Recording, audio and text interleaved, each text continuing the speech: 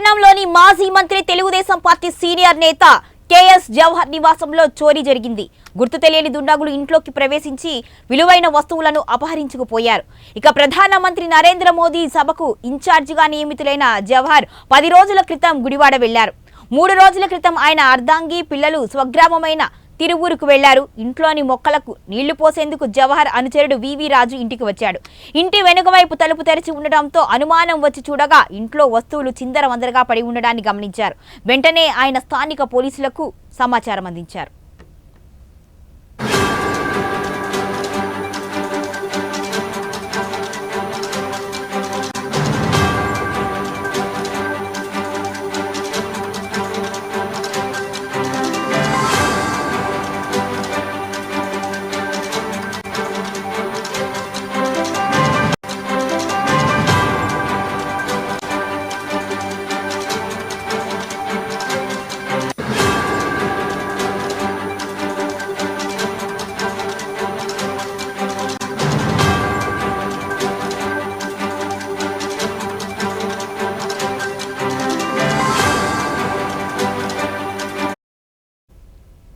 ఇక డిఎస్పీ దేవ్ కుమార్ పట్టణ సిఐ విశ్వం ఘటనా స్థలానికి చేరుకొని పరిశీలించారు.